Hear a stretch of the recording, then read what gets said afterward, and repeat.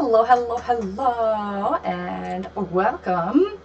This is part 6 of GrimmDark, a Humblewood adventure, where some gals and I, Jinx, play D&D 5th edition as animal friends. This is going to be, or what I'm going to play is pre-recorded and broken up into 2-ish hour segments for your enjoyment, and frees me up to hang out with you guys in the chat. So yeah, any kind of comments or whatever, we'd love to see you in there. That'd be great. If you enjoy the content, you can spare $1 or more, please consider going to the website listed here.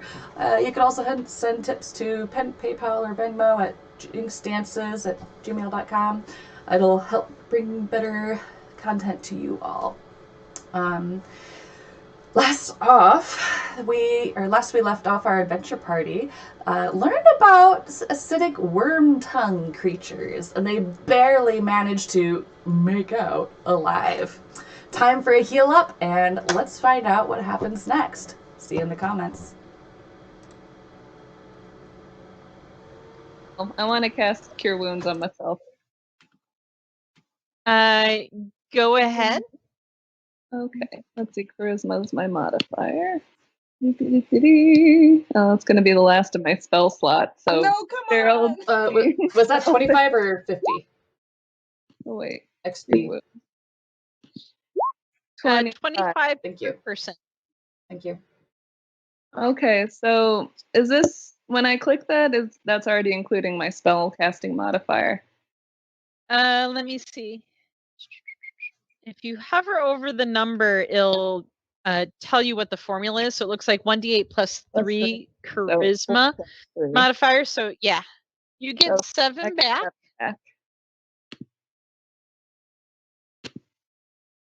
Can somebody heal me? I can spare the dying, but I cannot cure you. I'm sorry. So you could take a short rest in the room, and if you were to take a short rest in the room, you could use any hit die that you have remaining. Yeah. I would like as well.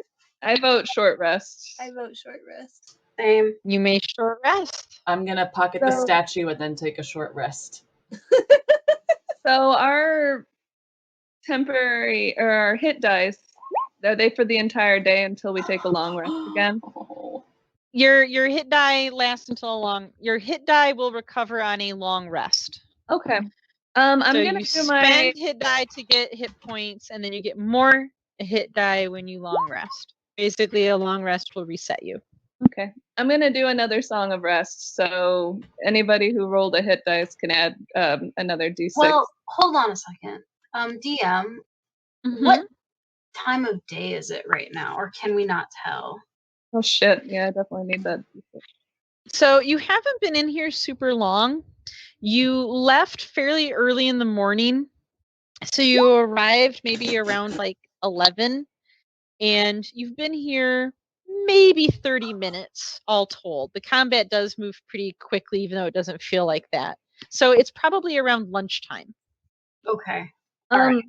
I just didn't want us to like take a short rest if it was late enough to take a long rest. Yeah. I lost my little thing that had the dice, the little screen bitty toolbar. That's the word. Oh, it just on me. The vertical one? Yeah. Oh, this one? No, it's the other one. The one with the that you can select the die and the cursor and the paintbrush and whatnot.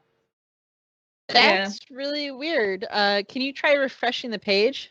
I've not heard of that one before. Yeah, I know. It just decided to like go away, and I was like, oh, well, I guess I don't need it right now. I feel like I did it once before, and I can't remember how I did it back. Maybe just at least try refreshing. Okay. Mid refresh.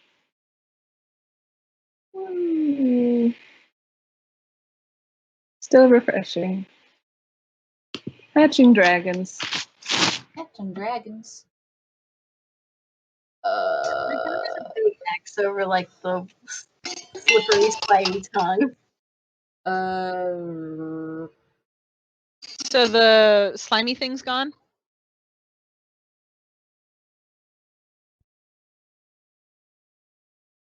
Still thinking. Can I roll some kind of knowledge on the statue? In the chapel? Yes. I pocketed that one, by the way. Go. All right. That unanticipated. So yeah, roll a religion check. Okay. Ah! So you Flip it up and catch it. You know what any child older than like 5 knows, which was that is Saint Sedge. Oh, okay. Into the bag she goes. Whoop! Go ahead and add it. It's half a pound.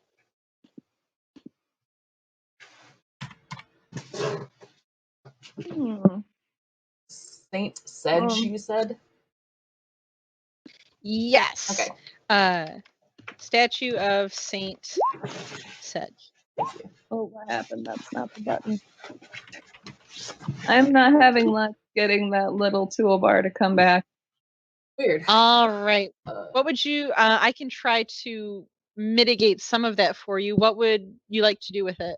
I just wanted to roll a d6 so I can get that extra 6 health points. All right. Well, I will roll d6, and you get a 1.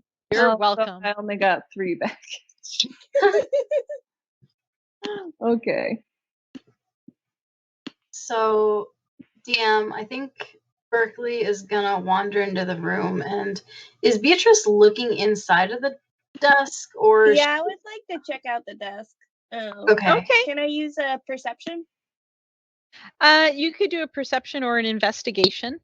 Yeah, my investigation is -1. Okay. So it is a writing desk, and so you know it's a desk. You notice that it is carved with a motif of angels and saints. There's a few dogs, like hunting hounds, carved into it. There's a drawer that is currently locked, but you know the wood is it's an even worse shape than the door. And then you notice that there is a locked drawer in this moldy desk. Cool. I wish I had picking skills instead of just the absolute brute that I am. Oh, you mean thieves to elves? Hey, Blue. Yes? There's a locked drawer over here. Oh. You wanna check it out? Oh my god. I found the toolbar. Yeah. Apparently, I have been slowly inching my screen over to the left. Oh my gosh. And that makes sense now. If you would like to try to unlock the drawer, go ahead and roll with your thieves' tools, and we'll see how. Oh yeah, you crack it open. You make it look like all you had to do was whisper sweet nothings to it. Oh, yeah. Just open up for me. You unlock it. It slides open, Oh. and you find an old moldy book. Ooh. Fucking books. It does not look like the book that attacked you at all. Do I knowledge it? What kind of knowledge it?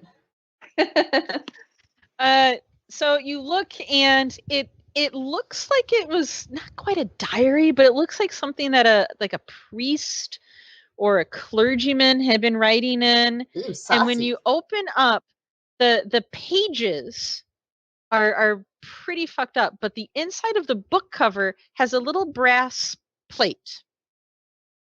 And the brass plate has a poem written in it. Now, the language is a little bit dated, but you're able to pick out snippets of the poem. And so it was something, Sir Chide, if I can spell it correctly. Something, Sir Chide, beloved, something, trusted, something.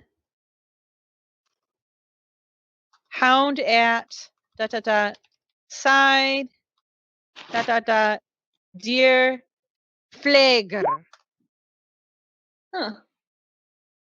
So that's what you're able to make out. It appears to be a poem about a dude who just really fucking loves his dog. Relatable.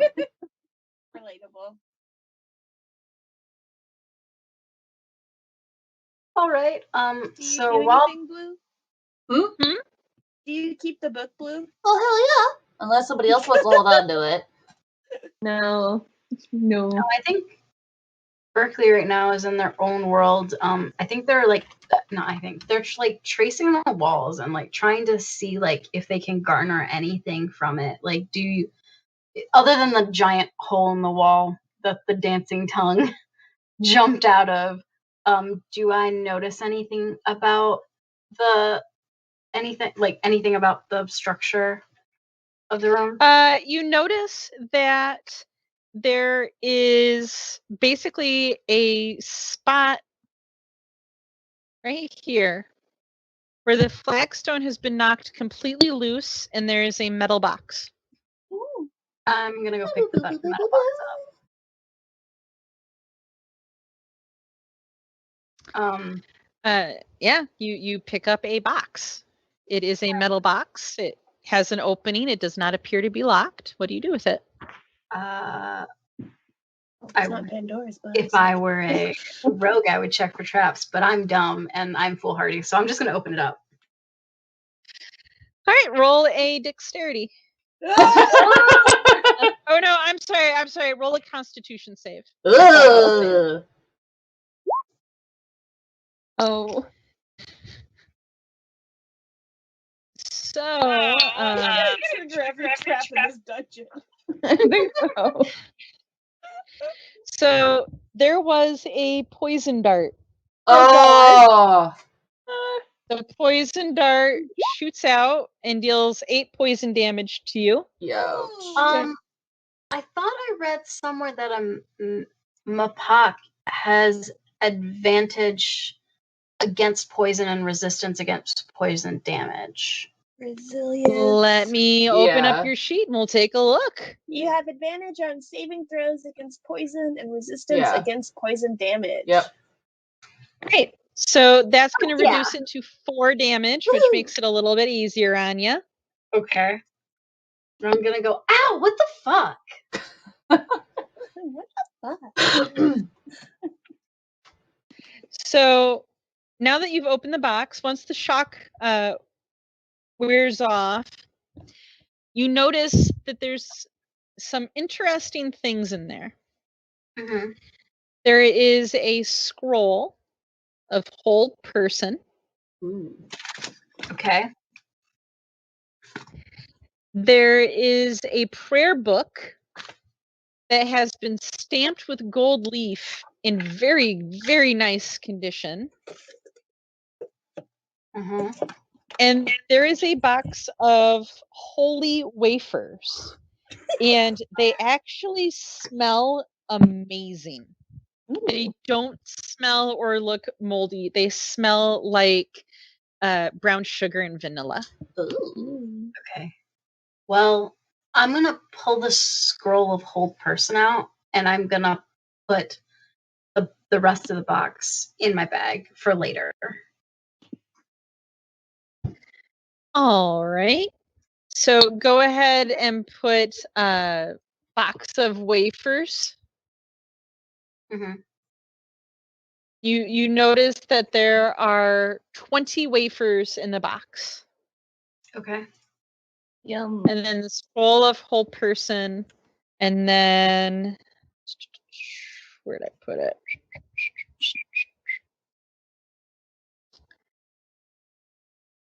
And then the prayer book as well. So go ahead and add those to your inventory. Okay. Well, is everybody still marveling at the desk or whatever? No. I Okay. thought we were done with it. Well, it doesn't really matter. So I'm gonna.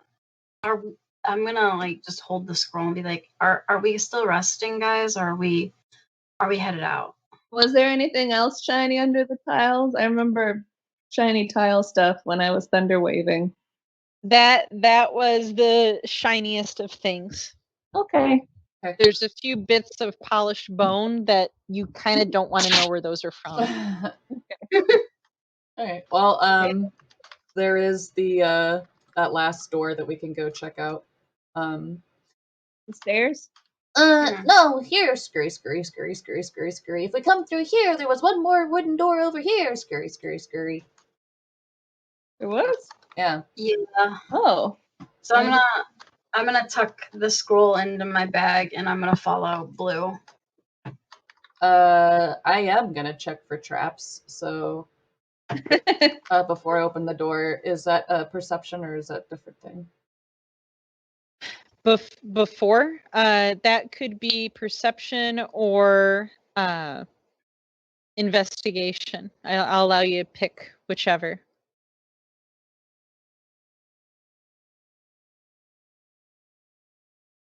I picked perception. Door's fine. It's a door. Alrighty, and hey, Meat Shield, how you holding up there? I'm okay. Yeah. I'm at 16. Oh, Okay. I'm at 14, so you're doing better than me. Yeah, I'm 17. fuck it, here we go. Doo-doo-doo. Are we opening the door? We'll open the door. Oh, it's not The locked. hallway. Yeah, Hallway. it just opens the way doors do. Well, when they're unlocked. I'm gonna stop short and see if I can perceive, listen anything around the corner. He tries very hard, but So let me. Okay. So you see right here, you see the apparition of a woman with long flowing hair, a beautiful dress, and a star on her brow. She looks very familiar, especially to Gerald. She looks at you and holds her hands open and goes, "My ring. Bring me my ring. My eternal salvation. My ring." And then she fades away. Gerald's gonna run at where she was. You run there and Where is she? Where'd she go? she's gone. Oh. Oh, he's gonna kind of slump all sad like. So DM, Mhm. during that exchange, did the horn react to anything or has it been reacting to anything? The horn has been oddly quiescent since you've entered the tomb. Okay. When the apparition appeared, it felt kind of warm, Mhm. but it didn't tug you in any particular direction. You're clearly where you're supposed to be. Okay. As far as general location. I learned a new word. Quiescent. Nice. You've leveled up by one word. Yeah. It's a good one. It is a good one. I like it. Yeah, I've also never heard that word either, so I'm pretty impressed. In a state or period of inactivity or dormancy. Nice. Cool. That's all I have to say. So the hallway turns to the east, and then you see it opens up into a large space. Other than that, everything is silent. Okay. We want to keep on going forward. Blue, you've been leading. Yeah. We'll keep on trucking. Hold on, sorry. Readjusting this thing real quick. Okay. Move you And stop short here. see if there's any difference. Whoa. Well, that's what you mean by a space, huh? Okay. So Okay. you come into a large hall. It looks like a grand hall. There's a few columns. There's relief carvings on the wall depicting various scenery. Whoa. You more. see there are particularly ornate doors at the north. It's actually massive stone double doors. They are perfectly smooth. They look almost brand new. And there are thick, heavy chains coming off of the doors. Hmm. So you have thick, heavy chains Oh, I see. coming around this way. I Are don't they know if to we the should open bathroom? that one just yet. I mean, the chains are rather ominous. I feel like that one might be above our pay grade at the moment. There were some doors back the other way. I Looks see like this with whole my place is a donut. I see with my raccoon eyes something in the corner. Can I perceive what the fuck without moving? It looks like a I mean, warthog statue. you. Oh, yes, that was a statue? There Okay. are. Yeah, there are two giant stone statues in little alcoves facing the door. Oh, okay. It turns out that I can't find good art of that. Got you. They look like giant mastiffs Oh, or okay. guard dogs, just big old hounds, and there's a giant chain connecting them to the door. Oh, fuck. Yeah, it seems like they might come to life. Yeah, this seems. Maybe. Let's do a quick. There's other places down here. Yeah, I'm just gonna take a few steps back, maybe do a perceive, and then we can come back to this shit later. Okay. Perception check! Ooh. All right. So you've noticed with your perception check that the carvings on the walls, they are depictions of scenes of holy war between the citizens of Humblewood and the Fae. Image upon image of knights in armor using silver and iron and other metal weapons to cut down an array of various odd and strange Fae folk. Oh. You also notice that above the massive double doors, there is an inscription that says, "Call to the companions." Okay. Well, friends, regurgitate information. Yeah, let's not call any companions just yet. Let's just go somewhere else for a minute. Okay. This seems Do we really go through- ominous. Do we go through this hallway or through the other one where Beatrice is? Is this a door? Or a door? Yeah. This would be a door, yes. It is a regular wooden door. Is this a door over here? That is also a door that is a stone door. Ooh. Hmm. Is my door locked? No. I go through the door. If you jiggle the handle, it seems to go pretty freely. I'm gonna follow my friends. Yeah. I go through I'm this following. door. You do that.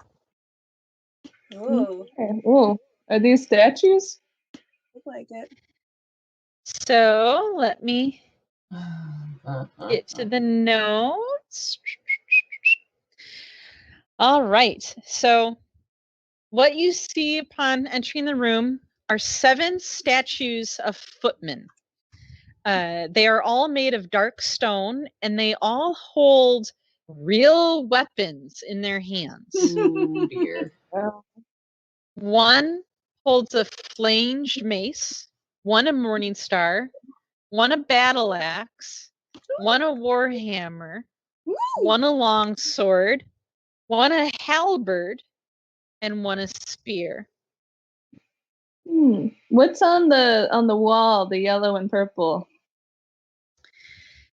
So if you get closer to the wall, you notice that there's this, it looks fuzzy.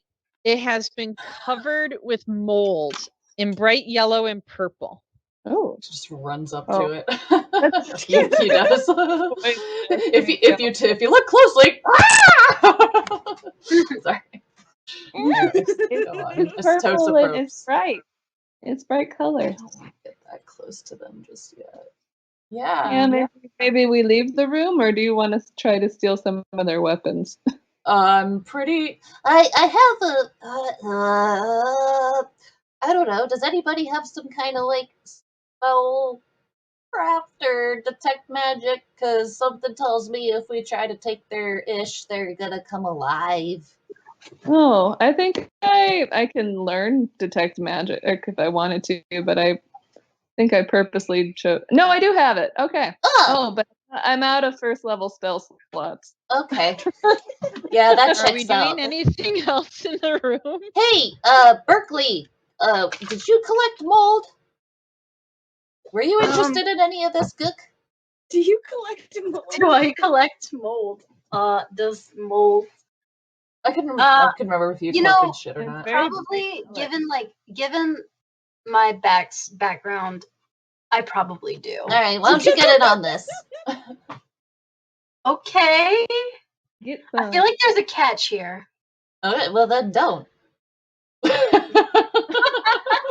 was just giving you the opportunity. I don't know. I'll approach it. Okay. And give it a good look. Come on. Why are you being slow, computer? Okay. So DM, should I make a nature check to discern what? Are you moving closer to the wall? Yeah. Okay, where are you going? Okay. So yeah, go do a nature check. Okay. Okily dokily.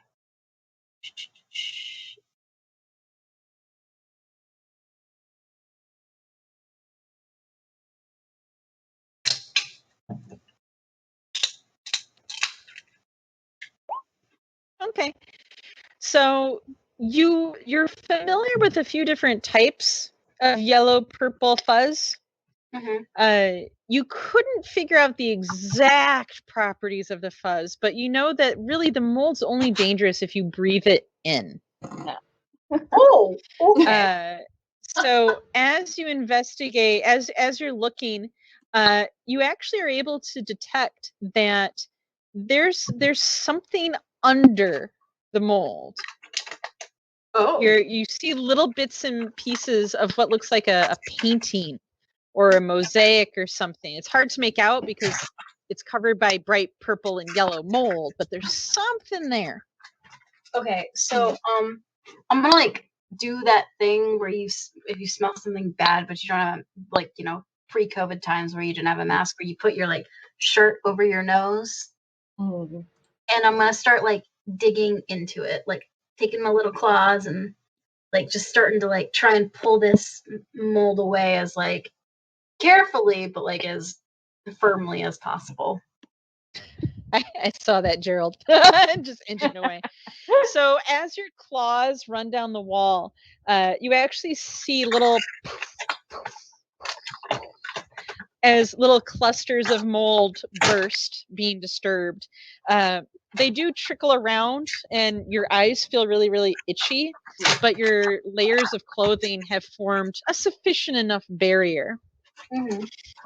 You reveal what looks to be a massive battle mural. There's Sir Chide, again on a white horse, again in the heat of battle. His right hand is raised, and if you look, you see that there is a long sword in it. Okay. And this is a pretty distinct long sword in the painting. It has this wavy blade with elaborate blood grooves, and it actually kind of glows. So he has what's clearly a very fancy long sword. You also notice that there are hounds, massive hounds with him. And they have thick collars. And one of them is kind of in the foreground, and these are big ass hounds. And when you look, you actually can read the name on the collar. Chedir. Aw, Cheddar. Cheddar.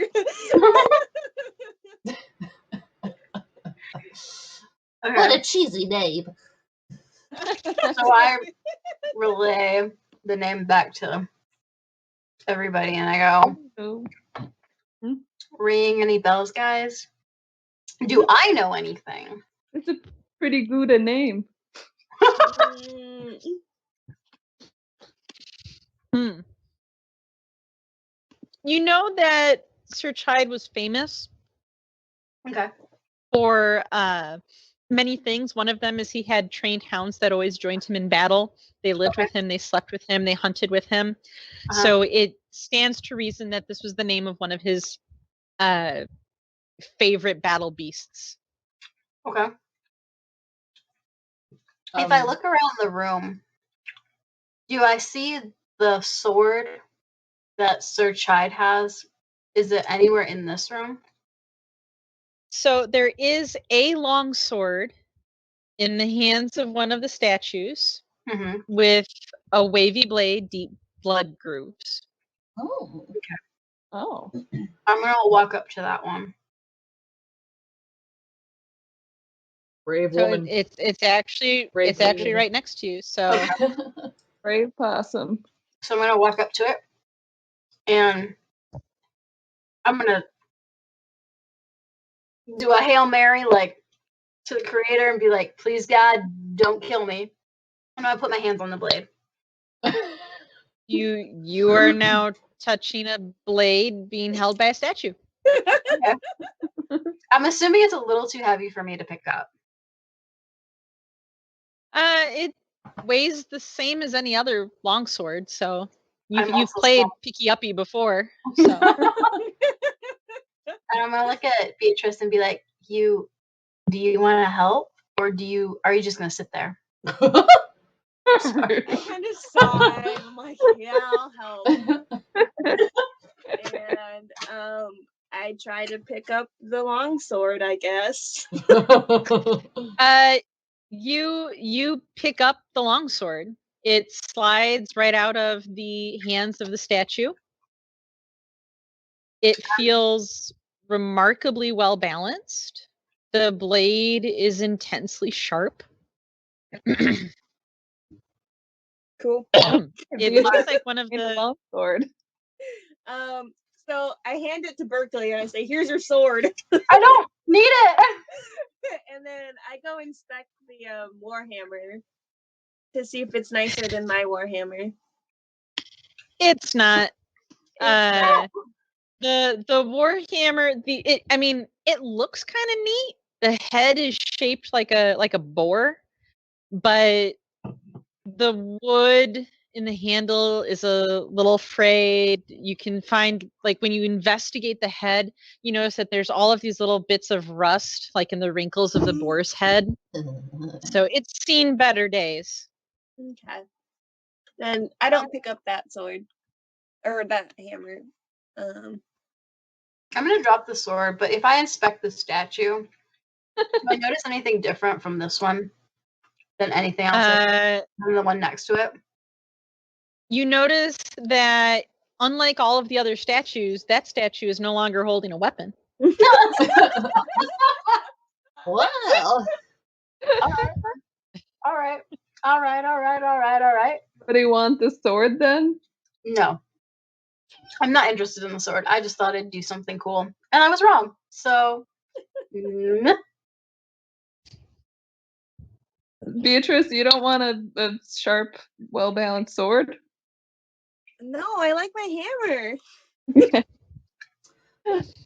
I can use this long sword. Give me a little bit more range. The Morning Star. There's some other stuff too, right? Yeah, there were a bunch of things.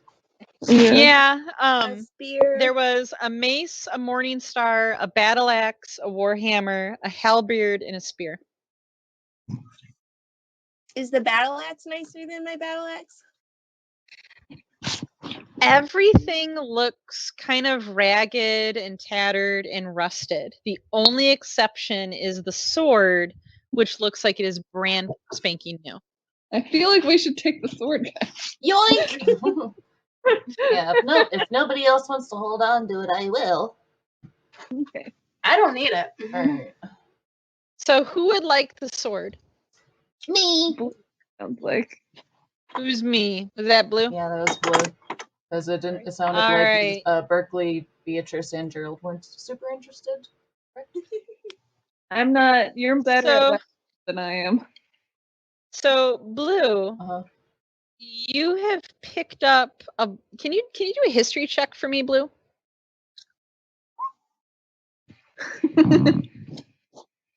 You think there's something special about the sword, but you're not quite sure what.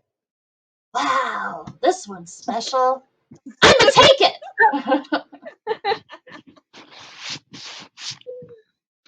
All right. All right, guys. Back to the other door. I vote we either break down the stone door. I'm hearing nothing. But there was another door. The south one, the one south. The stone one. Yeah. Well, Or you take apparently, a long rest. the dog. Somebody's real excited. Yeah, I gotta go see what it's doing. I'll just put it on mute and take the laptop with me. Okay. Okay, Blue, you should see a sword now.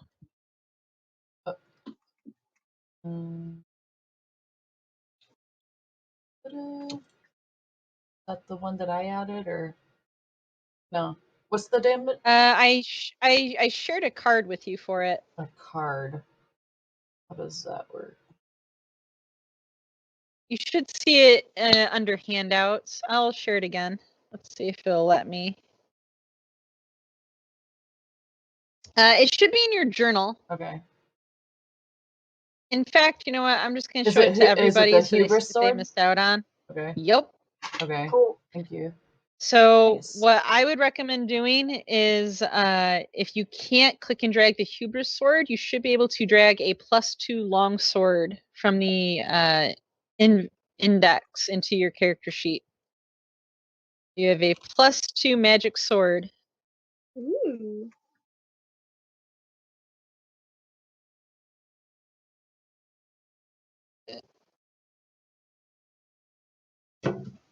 You said +2 longsword is the equivalent. Yep. I'm gonna see if I can drag it on there for you. Yep. Drop from compendium. Oh, you already did it. Look at you. Oh, I did it. Oh, okay, cool. But I don't know Yeah. how to delete that other one. Right above it. I can do that. That's Oops. easy peasy. Doo-doo-doo. All right. I'm ready when everyone else is. I'm ready. Yeah. I am ready. Yep.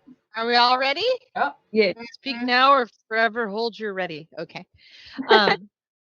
So Blue has gotten a sparkly, shiny sword. It'll be interesting to see what he does with it. Shiny! You head back into the hallway, and you find yourself largely back at the hall. We'll say the hall of stone hounds for now, just because that's the most obvious feature.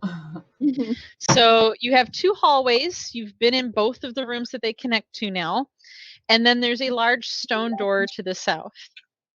That one. Let's go through that one. That's what I was gonna say.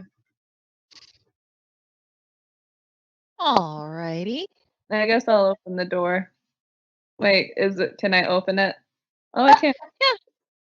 Yeah, you open it. It looks gross. I'm going back.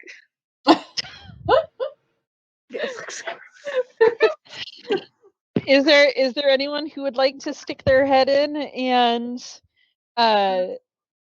Ooh. thank you, Beatrice, for volunteering as tribute? Wait, what? To the stone door you were saying? Yeah. The Oh, I stone think door to the south, right here. there you are. So, Beatrice, you stick your head in and you see what looks like a crypt, which is perhaps unsurprising given that this is a barrow mound. You notice that there are 5 large stone coffers. Each of them has a plaque at the base, but you can't read them from where you're standing. There's a large fissure in the floor, like a giant carving in the earth. But perhaps the most interesting thing is that there are 2 skeletons floating. And they're dancing. They're arm in arm and they're just waltzing midair. Just going around. Just dancing. Exactly. That's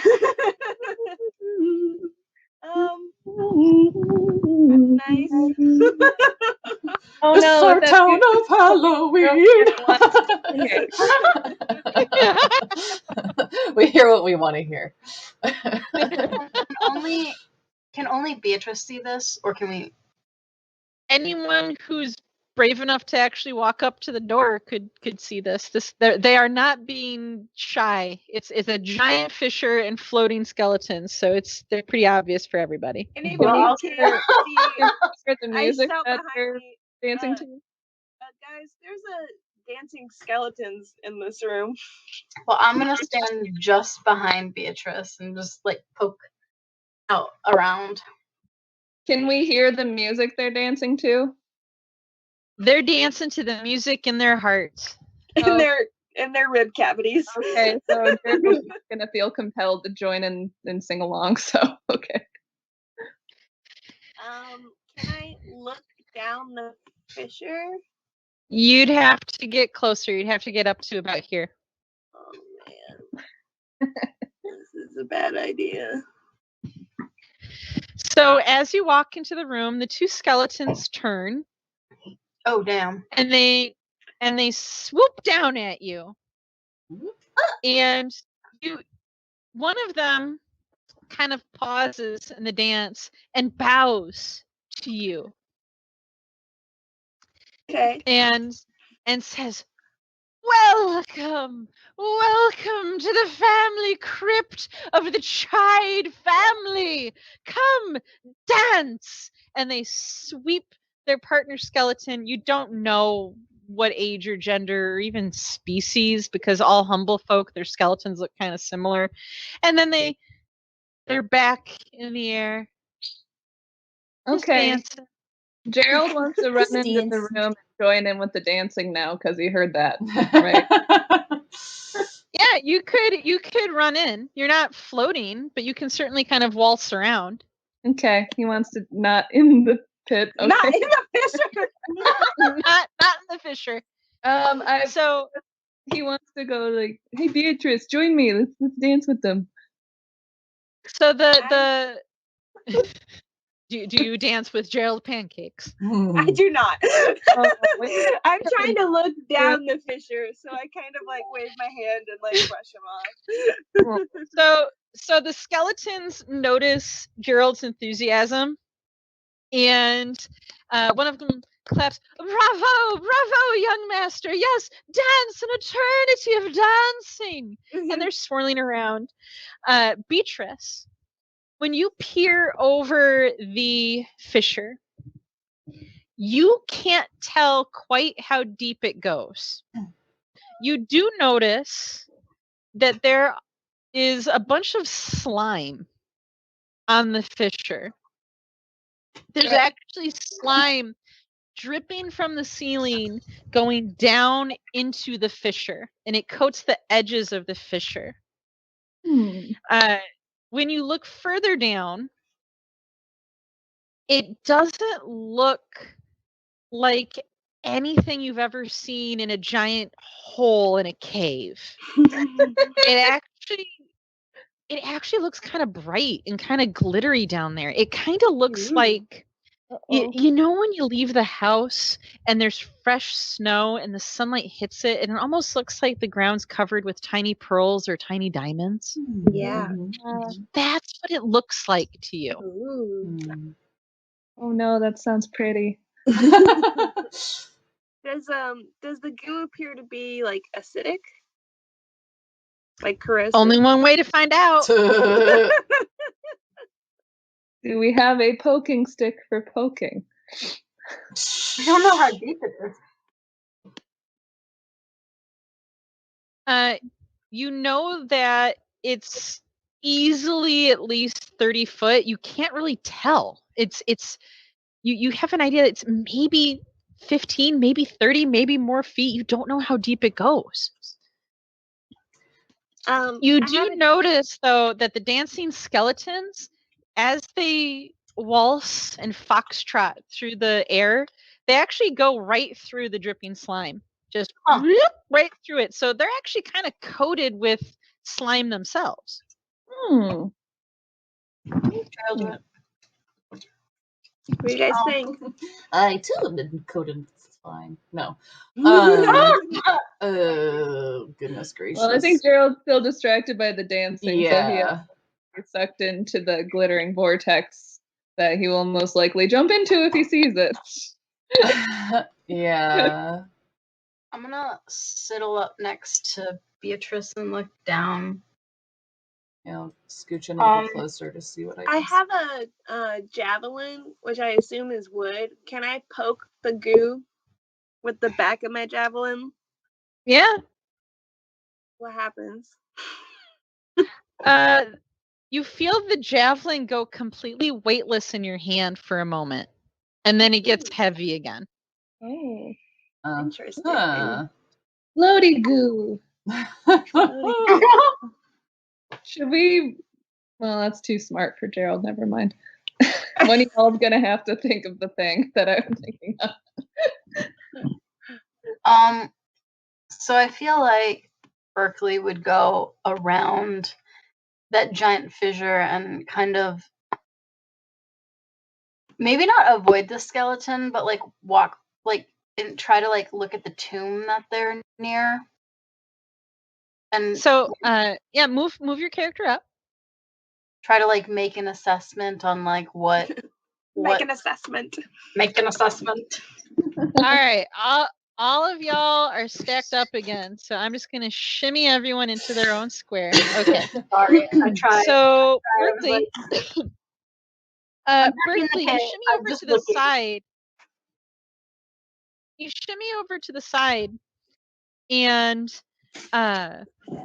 you're looking at the coffin, and as you kind of peer at it, one of the skeletons swoops down again and gets right in your face, so you can hear the clacking of the bones. And they go, "You are welcome to read, but do not disturb. This is a tomb of our sacred family, so please do not disturb their rest. Just be polite and have honor in this place." I don't want to take anything. I want to see.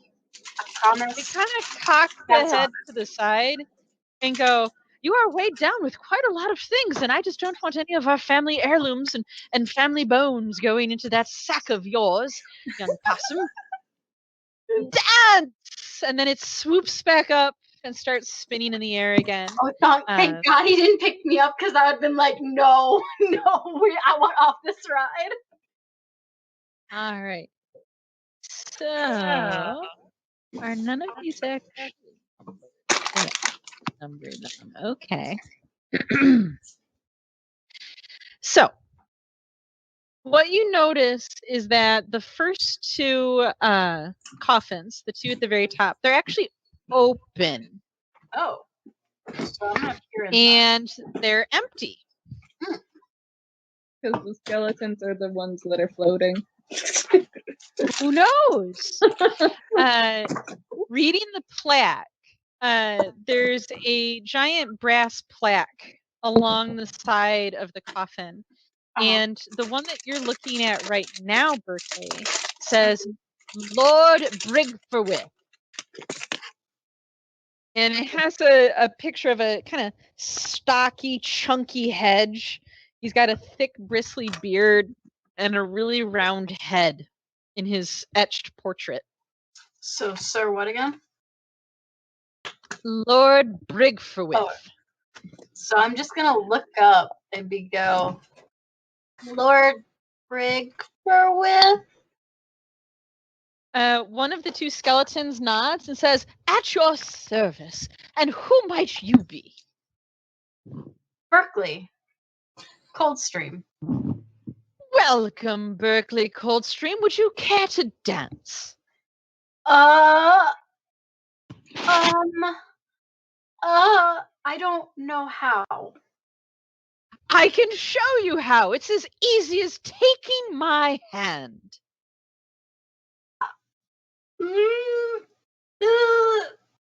Do it. Okay, Berkeley like closes their eyes and like sticks out a paw and is like, okay. So the moment your hand touches the skeleton, you become weightless. Whee! So you start to float along with it, and because you're weightless, the skeleton can basically manipulate you as it so chooses. So it kind of twirls you around, it flips you up in the air and catches you, it does a dramatic dip, and it brings its face in real close, but it doesn't have lips, so you're not super worried, or maybe you should be more worried. And then it lifts you back up. So now it's spinning you around, and you're floating. You're floating a good 8-10 feet in the air. Oh man, You're why is closer Berkeley to having the all the ceiling fun? than you are to the floor. I'm Bravo, panicking Berkeley. now. I think I've made the wrong fucking decision. Have all the fun. I want to float too. Beatrice is like, We all Well, float Leon. down here. You notice that the slime on the skeleton is literally oozing down the skeleton's arm and up your arm. You have a slimy arm. Lord Brigforwith, can I ask you a question? By any means! And he kind of spins you real quick. Meanwhile, the other skeleton has gone down to Gerald Pancakes and says, "I find myself without a partner. Would you care to dance?" Yes, I would love to. Yeah. The skeleton grips your hand in their arm and lifts you, and you are flying in a very unusual way for bird folk. You're just sort of floating, and you find that when you flap, you're able to maneuver very, very well. So you're doing like you're spinning in like 3 different axes. Like it's Cirque du Soleil over there. So, I'm gonna be like, so Lord Brigforwith, what brought you back?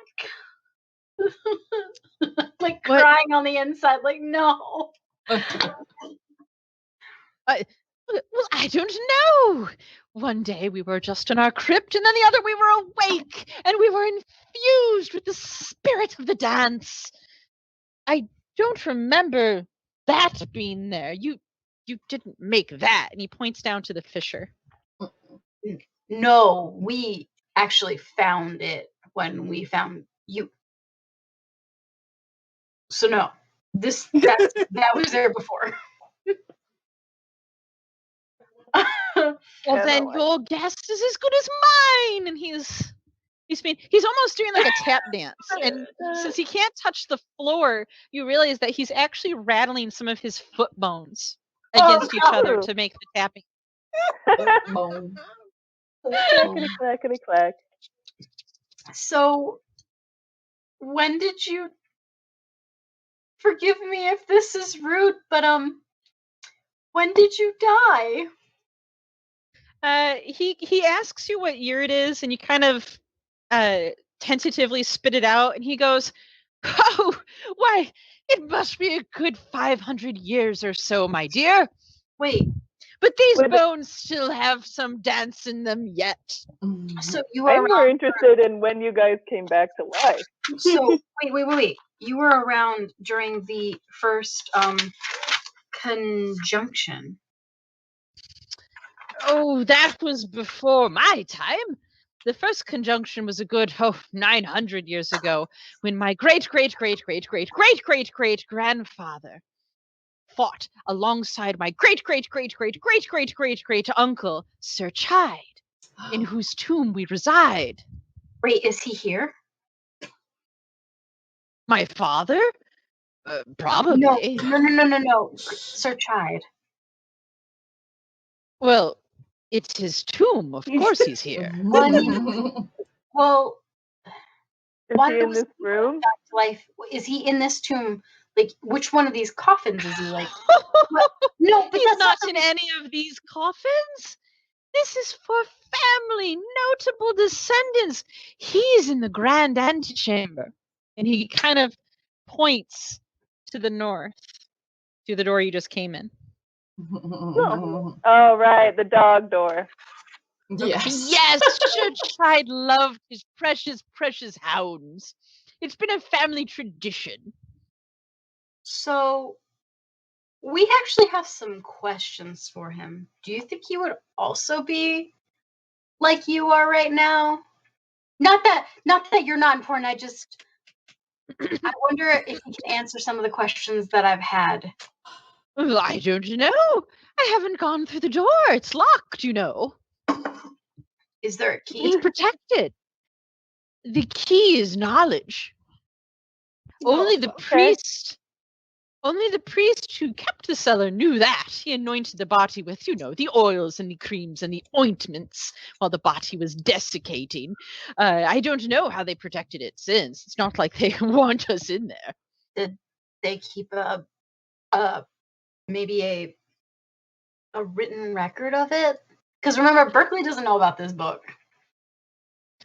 So, oh dear. I don't think they would leave that around. I'm told it's bad security to write your passwords down and leave them somewhere. So I believe it was meant for only those who truly knew and understood Sir Chide and his values, who truly knew their history, could figure out the password to see him. Blue from the Unfortunately, I am not much of a student of history. I am a student of dance. from the hallway. Blue chimes in. What's the name of the dogs? He Oh, has so Chatter! many. Yes, Yes, that was one. Shabir. And Fedra. Yeah. what was the second one? I don't remember. Did we? Fedra. Oh, okay. Oh, wait, Lord it's in the chat. I can Brigforwith. scroll Okay, up. okay. It's in the book. Sorry, thank you. It was in that poem. Well, there was only Poem. no. Oh no, that was the. It said, "Dear Flager. Flager. Oh yes. And Yes, Chatter. Shader was his famous battle hound, and Flager was his famous hunting hound. They were his particularly favorite guard dogs. Now that I think about it, Are they also buried here? I don't know. They might be the statues outside the door. 100% the statues. Yes.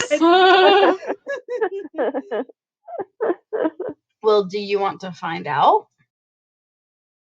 I just want to Yes, dance. Hmm. Don't we all? And Well- he reaches down to see if Beatrice wants to join. I kind of sigh heavily and I'm like, sure, why not? What? You'll dance with them, but not with me? Come on. Well, they're floating with magic goo. Can I see the fissure in the ceiling? There's no real fissure in the ceiling. It looks like there's this hairline crack. Okay. Like you couldn't even stick the blade of a knife in it. And it's just a thin sheet coming down. Guess I shouldn't poke it. Okay. Well, I'm having fun dancing for a little bit. Alright, so you then take his hand, Beatrice? Yeah. Okay, you float up, you're all a good 10 foot above the ceiling. Or 10 foot up towards the ceiling. Blue is the only one of you grounded. He's just watching it, very, very entertained. You're gonna have to pull us along like a bunch of balloons. Yeah, Just that's an interesting question. don't What happens let when you go over. Just don't let go over that hole, okay? Oh, that's a good call. So I mean, I can vibe. after a good turn about the room, I say, "Why, thank you, sir. This was a wonderful dance." And I like bow eloquently and say, "Could you put me down gently, not in the hole?" He kind of chuckles, clack, clack, clack, clack, clack, and he spins you and he throws you, and you are right above the fisher, and he lets go, and you just float. You hang there in the air, suspended. That's it. So if I let go, can I like kind of float? Yeah, you actually find that without the skeletons kind of propelling you, you're kind of just floating in air, and you can do kind of a little swimming action. But you find that your movement speed is halved. Okay. And you're just floating. So I'm like swimming, trying to get out from above the hole. Who's on is Blue on the floor? I'm on the floor. Blue is on the floor. Can I my backpack? I get my rope and I say to Blue, "Will you catch the end of this rope?" I'll do my best. Can I still fly like normal? You're flying. You can probably do a good 20 feet. You have a little bit more nimbleness in the air, but flying kind of works because of gravity, right? The whole impact of lift and whatnot. So you can kind of fly, but you're very cumbersome. Okay. You're like a zeppelin. Oh, okay. Gotcha. Just a bright blue zeppelin plugging along. Okay. All right. Rachel was throwing a rope. Or yep. Beatrice was throwing a rope. Hercules just kind of like swimming / like struggling to get through the air because they're like, all right, we gotta go to the other room. Come on, let's go. Oh. Yeah, you're struggle swimming. You can move a good 15 feet per turn. You just can't touch the floor. Doors are a little tricky to navigate, and you're slowed.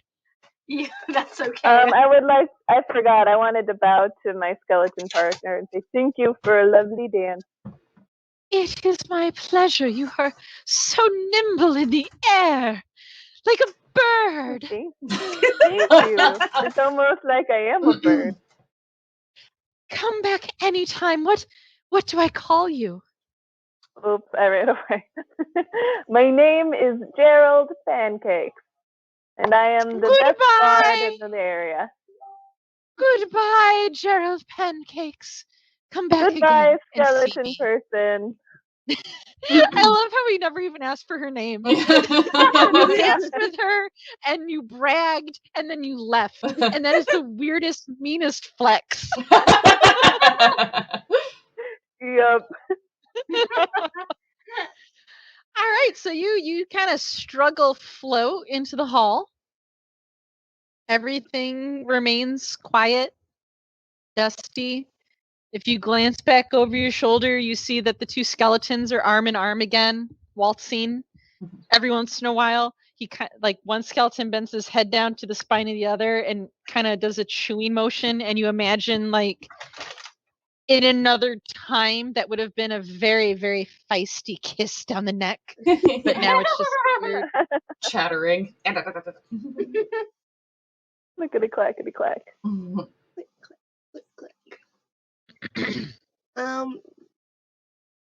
What's the state of the goo on our arms?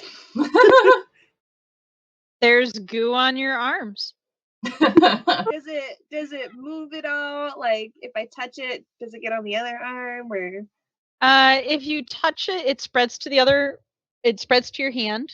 So it's kind of like the ink where if you touch it, you're spreading it around. Go ahead And anyone who's interested in the goo, do a medicine check. Ooh. Is it sparkly? Am I close enough to even Oh, see no. this goo? Oh yeah, Blue, good job. Yeah. So Wonder if it's not covered in goo. Beatrice and Gerald Pancake, you're flabbergasted by the goo. Your best guess to remove the goo is to cut off the affected limb. Oh God. Berkeley, Did not mean that. I accidentally clicked the wrong one. Sorry. Berkeley, Wait, wait. you know that removing the goo would probably end the effect, but you're not quite sure how to do so. Mm-hmm. Blue, after looking at the goo on their arms as you tug them like wayward balloons into the hall, you realize, okay, this is goo you've heard of before. You know that this effect is permanent until the slime is removed. Uh-huh. But removing the slime, there's two different methods that you've heard rumor of. The one that you've heard from the annals of medicine Annals. is that you would essentially need to shave it off, like with the blade. So you would have to be careful, but you could take it off that way. Blue, can you do a nature check for me, please?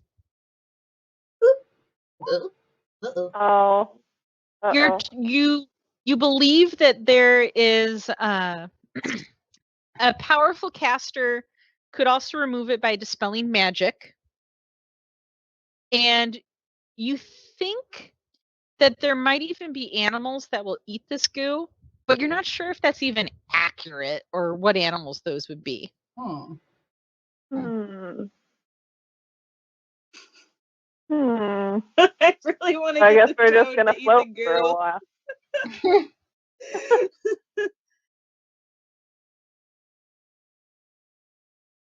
Interesting.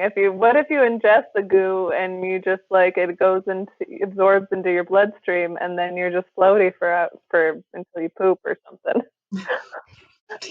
You would basically be floaty forever in that case because there's no scraping it off. It would just stick to your insides forever. Okay, nobody eat it.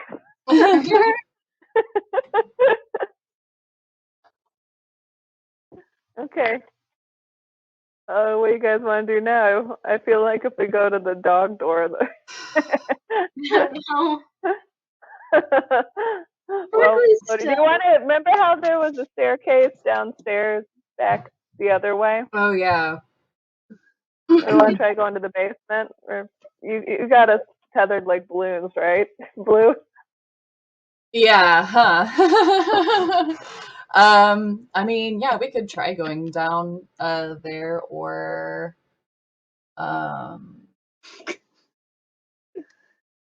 I don't know what I expected, but it wasn't fit.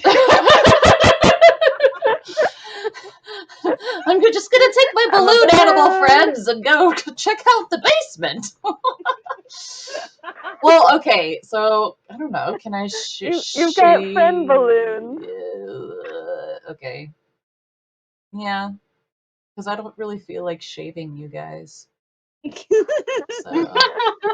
I like my feathers. Yeah, you already like took some hits. So, all right, friends. You're covered in wax. Here we your go. Eyebrows have been shaved off. You have stains from ink on your weapons. You've had acid goo. Like, yeah, we've been licked. You're gonna be unrecognizable. Oh, my poor beauty. Ooh, okay. Everybody, one moment here. Okay. About to get interesting. Oh damn. Oh no. Everybody do a perception check. Oh, I did not perceive much. Oh, thank you, Blue. Blue, oh God. Blue, you see a stalactite in front of you, hanging from the ceiling. That wasn't here before, was it? It wasn't here before, and you're pretty sure that carved, built tombs don't have stalactites. You're pretty sure that's not a thing, but there's a stalactite there. I mean, I'm pretty sure it's not a thing, but here we are. Can we avoid it? You can try to work around it.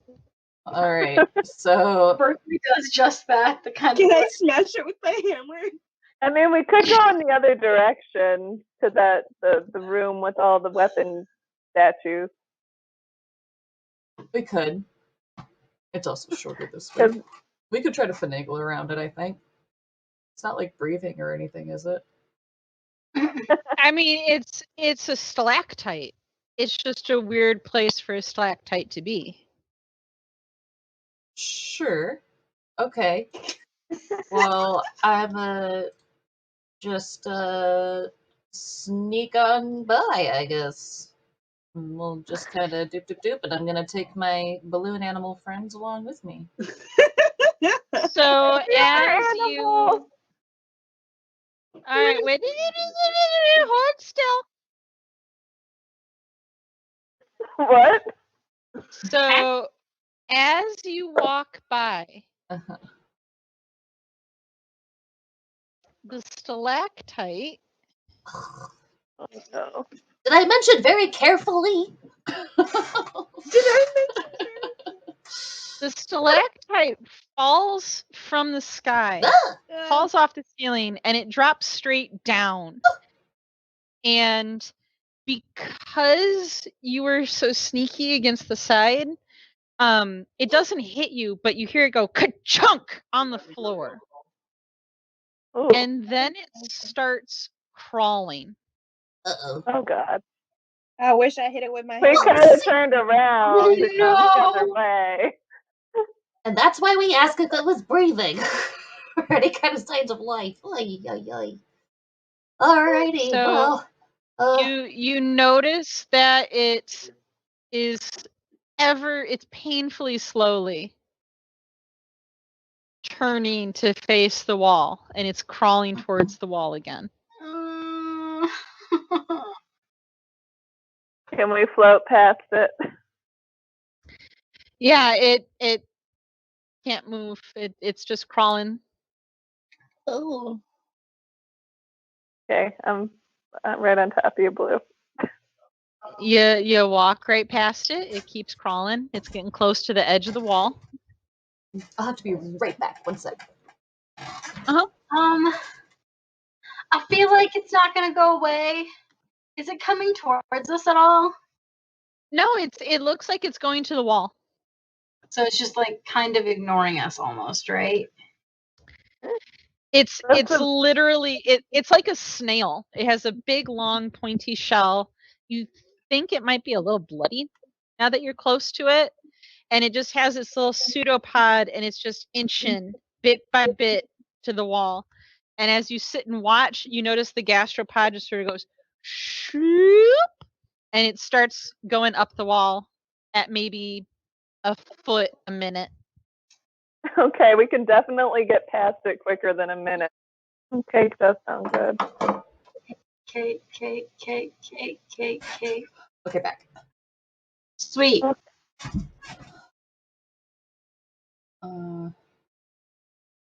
Eek. We need to roll initiative or what? Or is it just wiggling? It's just wiggling up the wall. It's maybe 3 feet up now. All right. Well, I think So Just we should trudging just along. walk yeah, I away think from it, I'm right? just gonna keep. All right, don't mind us, friend. You do you. We're not trying to screw you around. Ah! Okay, moving on. Drag my balloon animal friends. Chug, chug, chug, chug, chug, chug, chug. It's very little engine that could chugging up there. Oh, there we go. Following Blue. Yep. Sorry, my computer's Here's the stairs. All right. The piercer is getting close to the ceiling now.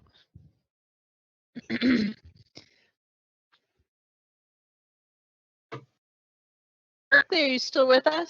Yeah, I'm trying. You Are gotta gonna- move with us. Are you gonna move past it, or are trying. you waiting for it to get? I'm trying to. Would you like? Okay, there you go.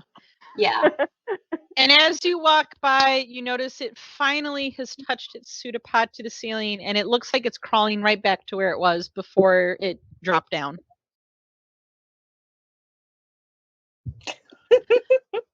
All right. That's nice. Beatrice, Blue, Gerald, you're back in one of the original chambers, that circular room. The statue is still there. She's still wearing lady. her blindfold. She's still pointing or facing the stairs, and she's still beseeching silence. All right, Going downstairs. very quietly. Are all of you going to go downstairs? Yes. Yeah. Can we not split the party? Yeah. All right, I'm going to move you. So don't move yourself yet. Okay. Woo. Okay.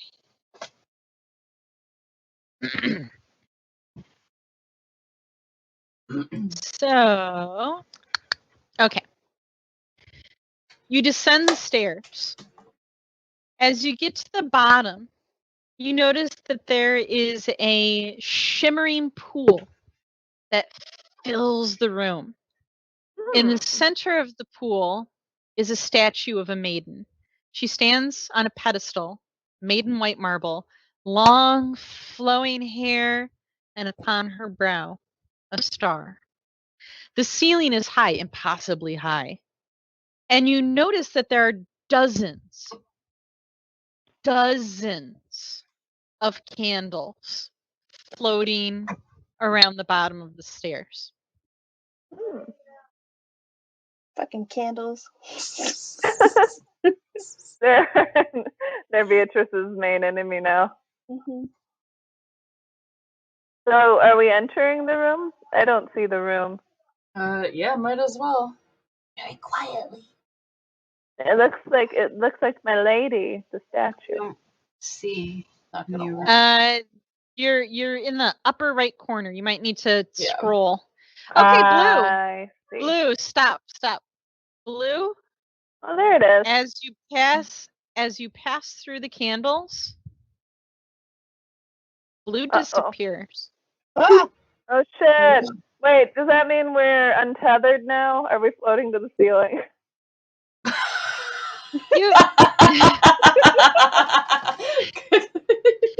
You float about like 8-10 feet from the floor. Okay. So we. if you're not at the point where you're just gonna fly into the stratosphere and die, but you do kind of float a little bit higher. You kind of bump each other, and you kind of look because Blue's gone. Blue's gone. Shit. So that happened. That happened.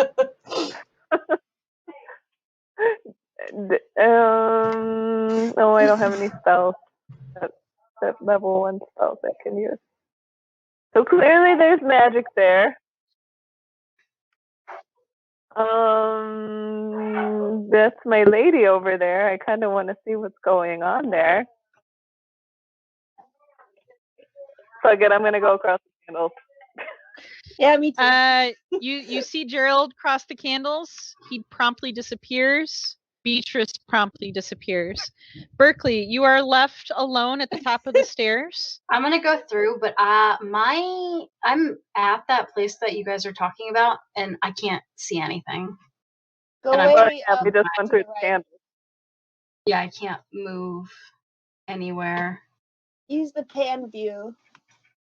I am, and I see nothing. It's just blank after I move from that square. Okay, so And I just are you gonna go through the candles, or are you gonna sit in the tomb sad and alone? Go through the candles. Okay. Oh. Oh. What am I seeing? It's winter in here. Ooh. It is winter in here. What's going on? We're out of doors? As you pass through the candles, you see everything dissolve. And you find yourself in a wintry glade. It is bitter cold. The snow is easily 2 feet deep. It covers the ground and it has that nice crust on it. So if you're careful, you can kind of walk on it. But if you're clumsy, Beatrice, you fall into it. Oh no! Oh. The sunshine is sparkling, and it makes the ground glitter like pearls and diamonds. Wait, wouldn't we There still are tracks. Go ahead. All right, wouldn't we still be floating off the ground? You're hovering. You're hovering a bit. You noticed that it's less than you were before. Okay. You're hovering maybe 4 feet. Okay. Ahead of you, in a glade, is a frozen lake.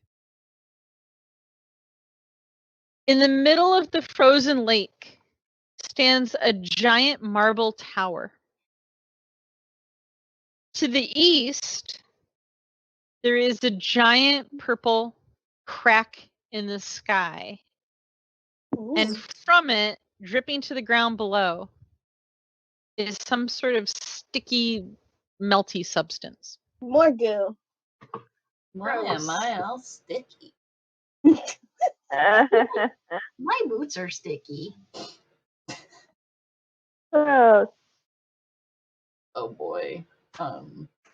indeed. Well, that was unexpected. Yeah, we were underground and now we're not. Yeah, I was really hoping for just a small room with the key in it so that we could just, get into that other one. But here we are, Winter Wonderland. Yep. Where are we exactly? That's an Do we- excellent question. Can we perception check? Or, I mean, just like even on the perception. map. So Yeah. on the map, let's see here. Here, I'm just gonna put like a random coin on the board, I think. Okay. This will represent you. Gotcha. Okay. Thank you. So you have come out in the lower left-hand corner of the screen here. If you look behind yourself, you see that there's this kind of shimmery, glowing veil in the middle of the path. Uh-huh. Ahead of you lies the frozen lake and the great tower. Right. What happens if we turn around and try to go through the veil? There's only one way of finding out. Okay. I'm not ready for this. Well. May the magic predisposed people roll an Arcana check, please. Okay. Boop. Can I do it just for funsies? Yeah. Yeah, sure. Why Yeah. not? Oh, Jesus. Nice. Gerald Pancakes. You said roll an Arcana Gerald check? Pancakes. Yeah. Okay. Gerald, Oh. you think that you have transported to the North Pole, and that is the North Pole in front of you. Santa is there. Oh god. Santa! Blue. You think that what you've discovered is a portal, and you've traveled from one plane, the material plane, the plane of Humblewood, to some other plane. Berkeley, and oddly enough, Beatrice. You two have realized that you've gone through a portal, and you suspect that you have gone into the winter side of Fairy. Oh. Nice. All right. Hey guys. All right. How much do you like Fae folk? I don't know. Nobody use your Sounds real like they're name. pretty. Oh, okay. Let's all I pick like it when they different don't names steal my right eyebrows. now. Okay. So my name is Gerald Pancake. No. We're gonna call you Belgian waffles. There we Belgian Okay. waffles. Okay. All right. Your new name As is Belgian waffles. Blue As you sit and argue with each other about your code names and which of you is going to be called Deep Throat, a white raven, I'll take a these. white raven flies out from over the forest. The only reason that you could detect it is because its eyes were blazing purple, and it is screaming. Uh, One of those will but- give it away. and what the raven is doing, it's flapping, it's heading towards the tower, and it goes, announcing the arrival of Lord Mantle of Runes. Lord Mantle of Runes.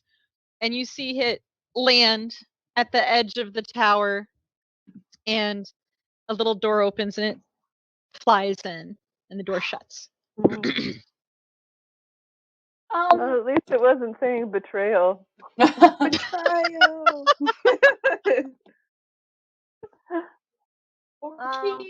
Can we go in? Can we go check out this door, guys? You wanna? Sure. I mean, we're here. Should we maybe do a quick test to see if we can get back and forth through this veil thing, just to know if we need to find another way out, or if this is Sure. they always say to know where your exits are in the case of an emergency. Looks like there's another That's veil to smart. the right as well. That doesn't mean it'll That's take us smart. to the same place. Yeah, it'll probably take us to a new place. There is that possibility. I'm gonna Blue grabs onto Berkeley's tail. Is everybody still floating? They're floating about 4 foot from the ground. Okay. Grab Berkeley's tail, like, all right, good luck, and holding onto the tip, push him through the veil to see what happens. So to be clear, you are pushing Berkeley through. Yes. Okay, one moment. Yeah. Oh shit, my die fell. I'm here. Oh, Berkeley. This is important. Shit. Oh shit. Okay. All right. I make a quick note. Berkeley, you feel a wave of awe go past you, and in a couple moments you blink and you find yourself at the bottom of the stairs staring at the tomb. Cool. All right, I wait a minute and then I boink him back. Or boink, You do boink. so. I'm sorry, boink them back. Can you boink them back? Well, He is boinked. I was holding on to his tail, or their tails, so it's fine. So Berkeley, Oh. what'd you see there, bud? Berkeley, you're slightly disoriented because you've gone from super dark to super bright to super dark to super bright.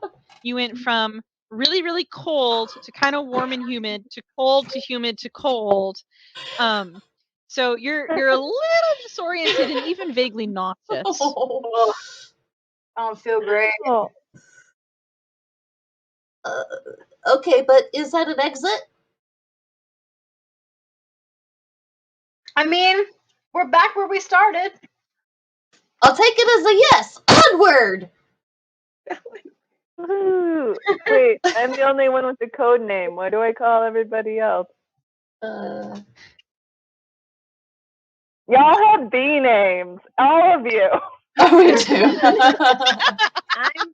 Well, now you are too. No, I'll change it to something You're else. all going to be B, B, B, B, B, B, B. No, we're all gonna One change will it be to B, G. the other will be B, B, and the other will be B, B, B. Call me Chuck. Chuck. All right. Oops. Chuck Brown. Chuck. Chuck Brown? My name is Hammer. Hammer. Troll. Hammer, hammy, ham, ham, ham. Hammer troll. I'm not a troll. I'm a badger. Badger me. Hammer Troll. And then we need a name for Blue. Rocket. Okay, let's do it.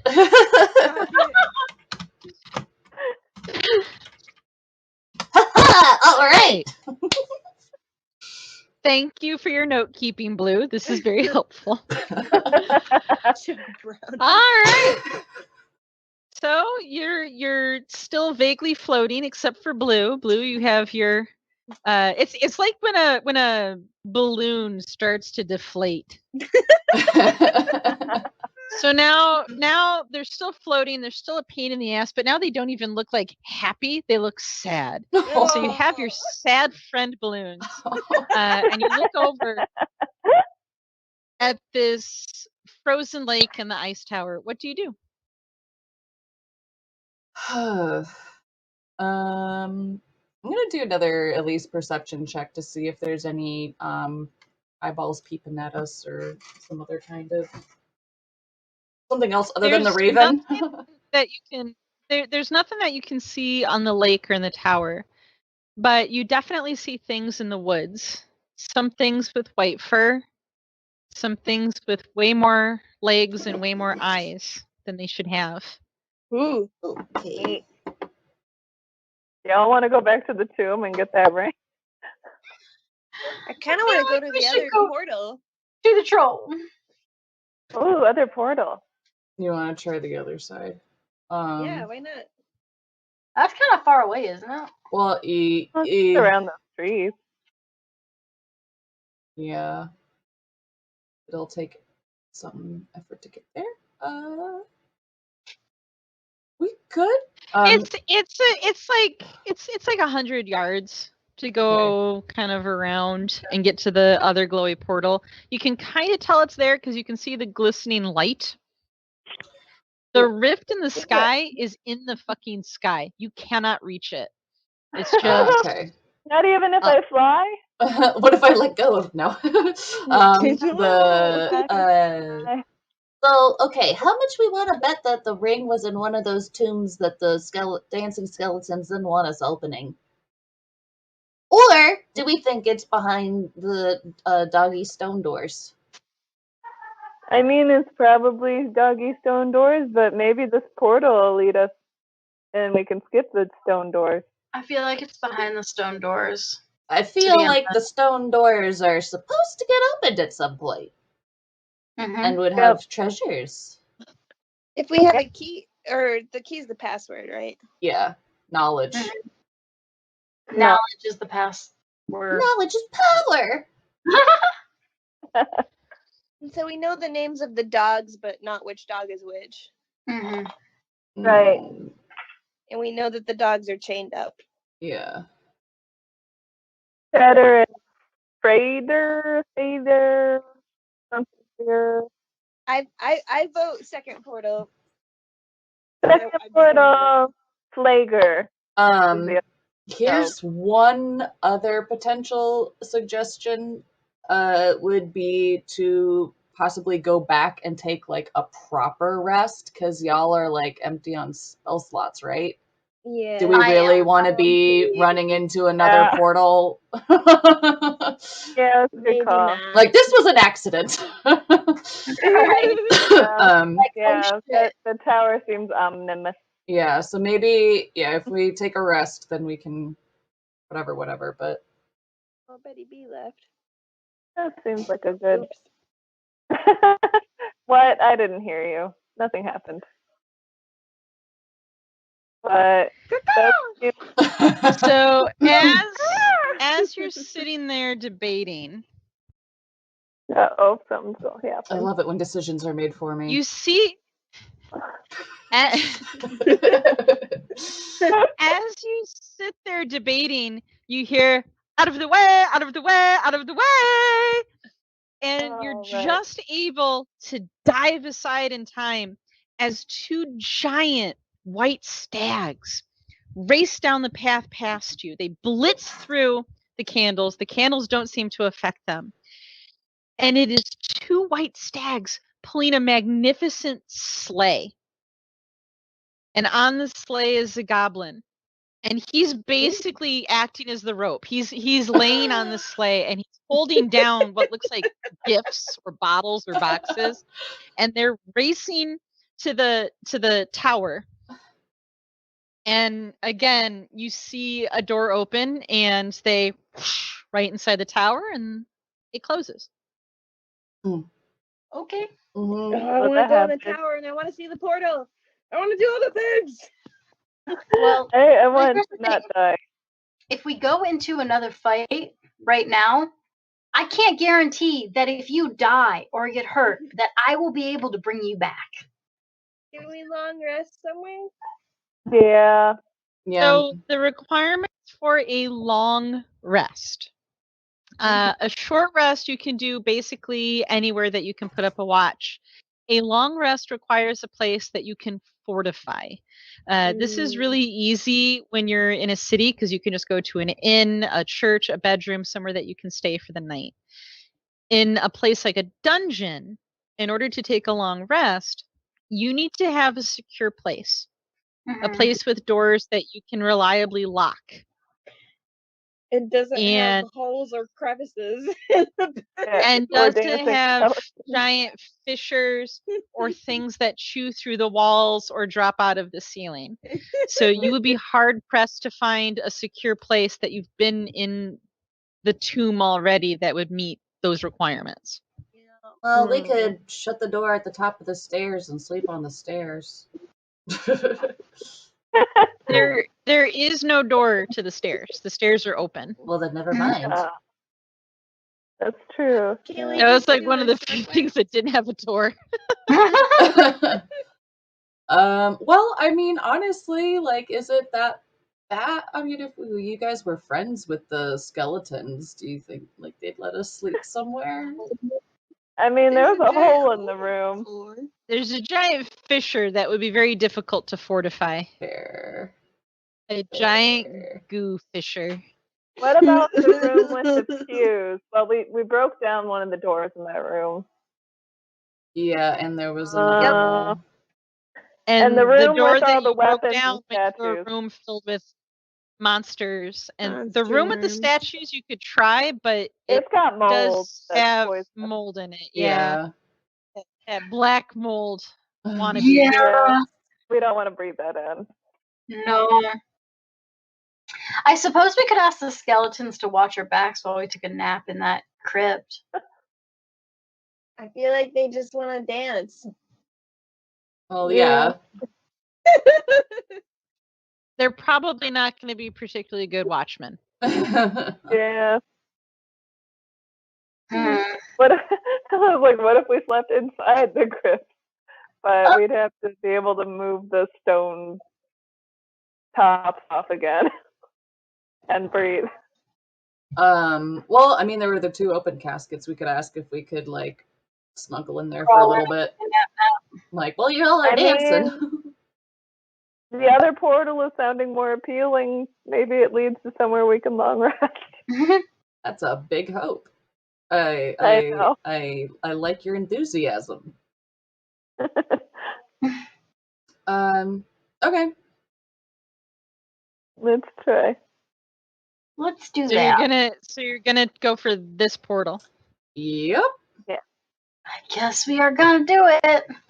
But I can guarantee you. It takes you some time to trudge over. You're doing your kind of like Blue is trying to carefully walk over the snow. You're doing your sky swimming.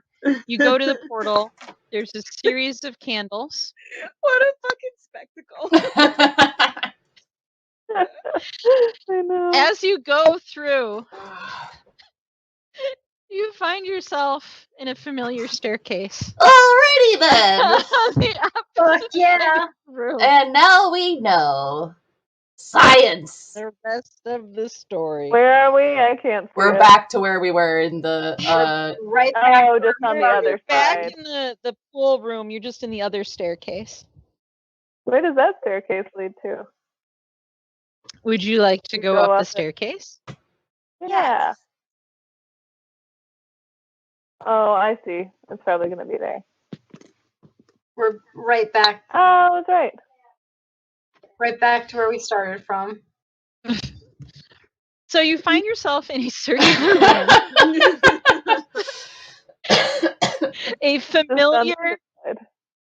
a familiar round staircase going down is behind you. To the north is a wooden door. To the west is a corridor that opens to where the animated items attach you. Directly across from the stairs is a full-length mirror, about 5 foot high, in a silver frame hanging on the wall. Directly in front of the mirror is a circular stone plinth. Don't step on it. There's no statues on it. It's just perfectly situated to frame someone in the mirror. You notice that the scratch marks that you saw going down the stairs and in the previous room go right up to the plinth.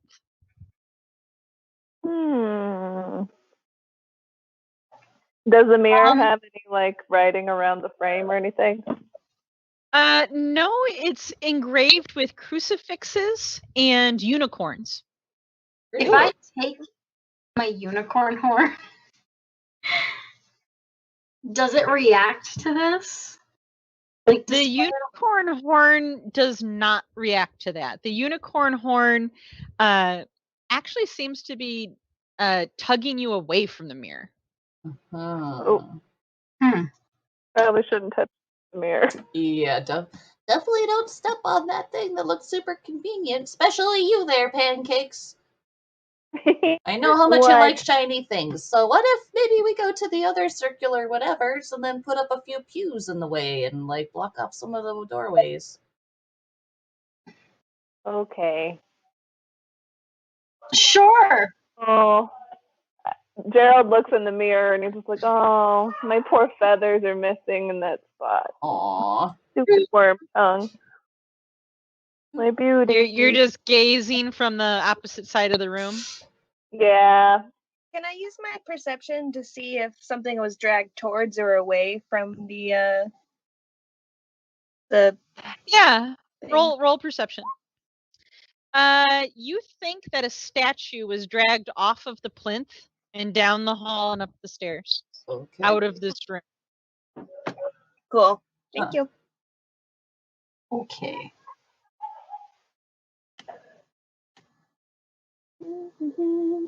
Alright, well. Do we want to fortify up a spot here? Already in the pew room? Here's as good as any. Alright, so we're gonna fashion up some, we're gonna pull in some of those pews and try to set up somewhere down here since there was still that wormy thing up in there. Yeah. Hey, what room are we in? Well, we're gonna take some of the pews from here and then fortify this room down here. Because this motherfucker up here is still there. You have a broken door here that literally goes to where those worm tongues come from. Right. I figured blocking off this door here and then this door here, and we would just stay in this little tiny room. Can I pick up the broken door and put it across the stairway? You could do that.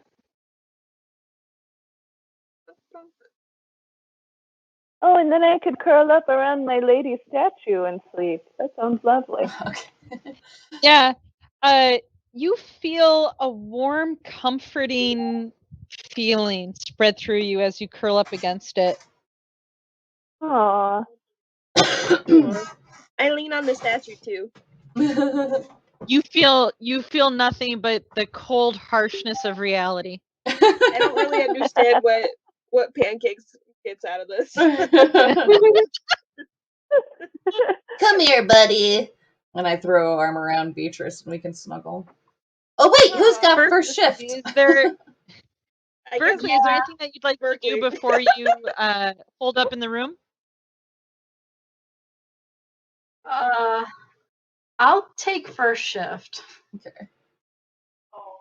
So how long are you going to be oh shit, I have to roll that for time. 1 second. Well, since there's All right. 4 of us, and we have to sleep for a minimum of 8 hours for I think 2-hour shifts each.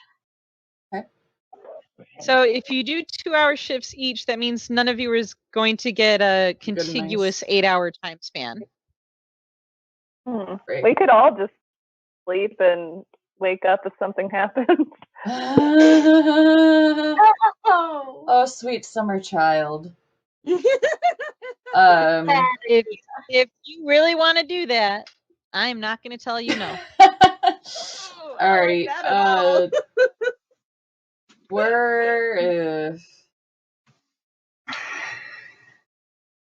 Is there anyone that doesn't need to recover spell slots? I don't. For whom losing a long rest may not be as. I'll keep an eye out because I don't have any spell slots and I'm full on health. Oh, thank God. I'll take first watch though. But you need to rest up. Need to sleep. You are our healer. Please. Yeah, you're the reason why they're taking a long rest. Yes. So you probably want to rest. Yeah. Have a thing I want to. Okay. Well, if you want to do a thing, then that's fine. You know, like that's why we were saying, like, if you wanted to do anything before we hold up. Unless you were trying to be sneaky, in which case, no, like, I have some reading. I just have some reading to do, and I have some meditation I gotta do. We should probably sleep first. Okay. Yep. All right. So are you taking an 8-hour sleep with Blue on watch? Yes. I mean, yeah. Yes. If I have to sleep continuously, I'll take last watch and I'll wake up. No one is watching except for Blue. Yeah. Yeah. If you split up the 8 hours into watches, that means no one's going to get the contiguous 8 hours for a long rest. You're all going to get short rests. Yeah, but then if Blue stays for 8 hours, won't they take a point of exhaustion? It hasn't been a full day. You're taking a mid like. We're taking a serious siesta. For you, it has been maybe 5 hours. So if you take a midday siesta, you're gonna need to sleep, within the next 12 hours, but Blue will function. Also, this is probably quite a break for Blue to just like not listen to you guys for a little while. So it'll be a mental rest. What if Gerald sings in his sleep? I wouldn't be that surprised. You'd like sing It will snore. annoy your companions, but it will not prevent them from experiencing a long rest. Yeah. Okay. Is that the plan? Yeah. I guess, yeah. Man. Let's see what the dice hold for you. Oh God. You live another day. Yay! Okay. Feel free So to recover your hit points, recover up to half your hit die, and recover your spell slots. Those of you who need half to the hit die? So if you've used half of your hit die, you just go to full hit die. If you've used more than half of your hit die, the most you can gain from a long rest is half. Okay, gotcha. So your hit points, your hit points can go to full, and then your hit die, those little short rest recovery die, you get up to half of your total of those back. Okay. If you need to prepare spells, please make your selections. And it is a brand new day. Figuratively speaking, that's actually close to as your best guess as to the time, because you are in a dark crypt. It's probably close to around like 8, maybe 9 o'clock at night. Perfect time to go dungeon dwelling and robbing a crypt. Let's do it. Okay. Are we going towards the dog door? The doggy Yes, door? we How much gaming do you guys have left in you? That's a good question. I think you're coming up to a couple potential stopping points. Mhm. But I don't want to make anyone play longer than they can or want to. Okay. Well, How do you guys I'm feel? good. I'm good. I got food coming, so Yeah. Okay, God. Maybe aim for 8 o'clock? That sounds good.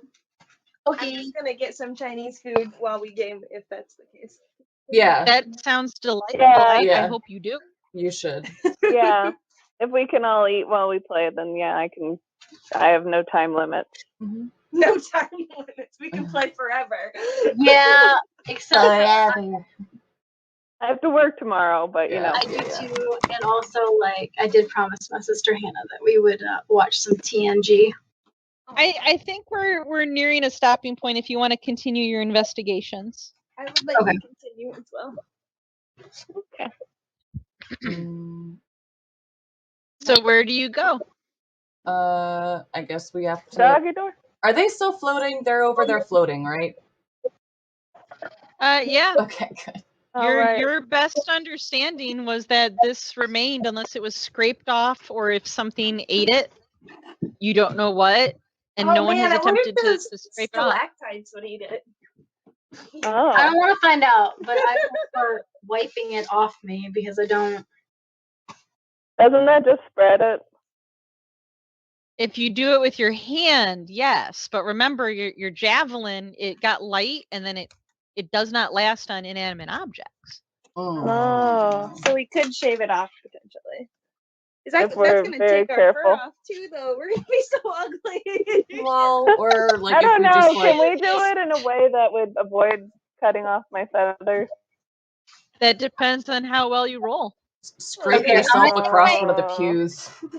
I'm gonna take my hand axe and try and carefully wipe Oh, it I off. have a dagger. I'm also gonna take my hand axe and try to shave myself, I guess. I'm gonna try it with a dagger, which seems like a better item to use. All right. Is it dexterity? So I'm going to give you the choice of wisdom or dex check. Just straight up wisdom or Definitely dex. dex. Okay, and I just click on regular old dexterity. Yep. Could have been Okay. better. So you successfully remove it, Gerald Pancakes. You do unfortunately take 2 slashing damage, and some of your feathers on your arm are marred. Damn. Man, we should have done this before we rested. Yeah, oh my god, that was a terrible idea. Beatrice, you successfully remove it, but you also take 2 slashing damage. Berkeley, you are the shaving master. Your fur, it looks a little thin. It looks like someone got a little too gung-ho with a furminator on that spot, perhaps. But you're fine. It's Okay. gone. You're walking around. Maybe the horn was lucky. Who knows? But you're clean and clear. Sweet.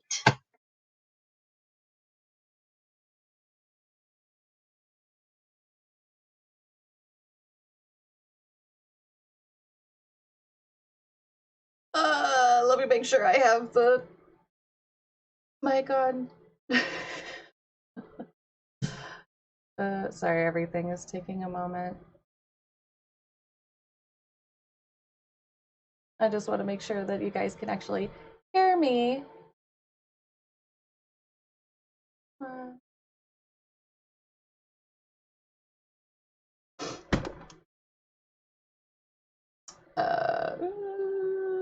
Oh, come on, friend. Yeah. Okay, anyways, I think this is okay. Let's just pretend it is, and then if it's not, I'll just read everything all over again. Ha! Got the mute. I knew that it was on mute. But anyways, things were frozen, and it took me a minute. Anyways, sweet. upgrades. We are some fierce animals now, ready for anything, so tune in next week to see what happens next. If you did miss anything, you can always check back here at whatever platform you are streaming on and view previous streams to get caught up or just enjoy again and again and again and again. If you're into the content and can spare $1 or more, please consider going to the website down here, and you can send tips to PayPal and Venmo as well, jinxdances@gmail.com. It can help me bring better content, y'all. Wonderful people out there. So thank you so much for tuning in, and see y'all next Monday night, 8 p.m. Eastern Time.